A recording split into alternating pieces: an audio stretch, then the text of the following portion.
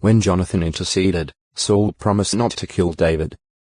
Nevertheless, David was forced to flee for his life, as Saul hurled a spear at him for the third time.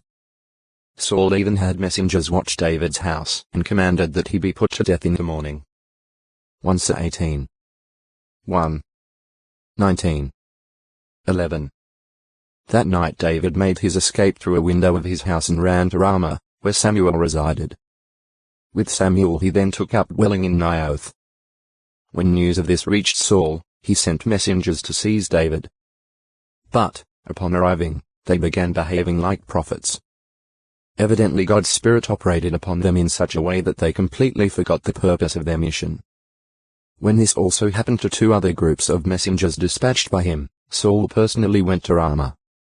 He likewise came under the control of God's Spirit, and that for a prolonged period, this evidently providing David sufficient time to flee. 1 Samuel 19. 12. 20. 1. See prophet means of appointment and inspiration. David spares Saul's life as God's anointed. After these unsuccessful attempts on David's life, Jonathan, for a second o textoi acute miritra longo, saw 873, 20. 6. Disguised, Saul went to see a spirit medium at door, requesting that she bring up the dead Samuel for him. From her description of what she saw, Saul concluded that it was Samuel.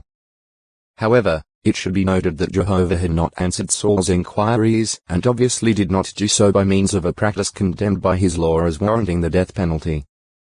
The 20. 27. Therefore, what the woman said must have been of demonic origin. The message gave no comfort to Saul but filled him with fear. 1 Samuel 28.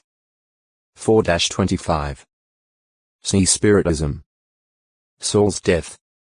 In the ensuing conflict with the Philistines, Saul was severely wounded at Mount Gilboa and 3 of his sons were slain. As his armor-bearer refused to put him to death, Saul fell upon his own sword. 1 Samuel 31. 1-7. About 3 days later a young Amalekite came to David, boasting that he had put the wounded king to death. This was evidently a lie, designed to gain David's favor. David, however, commanded that the man be executed on the basis of the claim, because Saul had been Jehovah's anointed one. 2 Samuel 1. 1-15. Meanwhile the Philistines had fastened the corpses of Saul and his 3 sons on the wall of Bethshan. Courageous men of Jabesh Gilead, however, retrieved the bodies, burned them, and then buried the bones. 1 Samuel 31. 8-13. Years later, during David's reign, the blood guilt that has been incurred by Saul and his house in connection with the Gibeonites was avenged when 7 of his descendants were slain. 2 Samuel 21. 1-9. 2. A Benjamite of the city of Tarsus in Asia Minor who persecuted Christ's followers, but later became an apostle of Jesus Christ. Act 9. 1, 4, 17. 11. 25. 21. 39. php 3.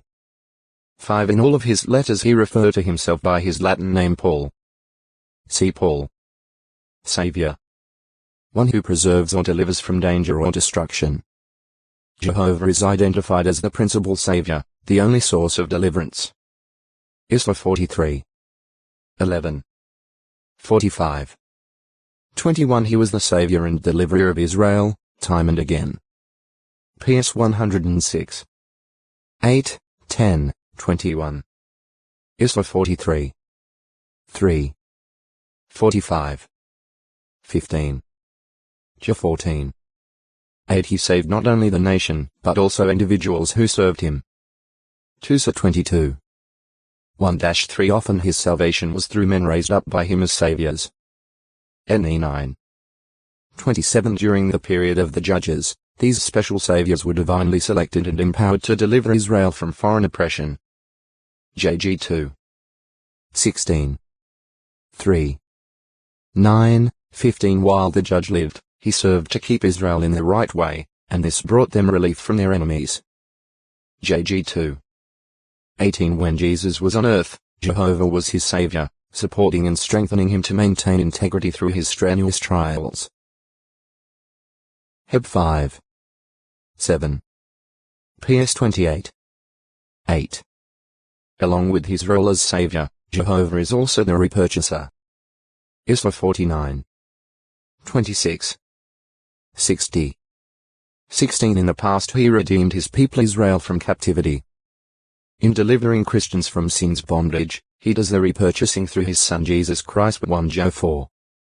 14. Jehovah's provision for salvation, who is therefore exalted as chief agent and Savior.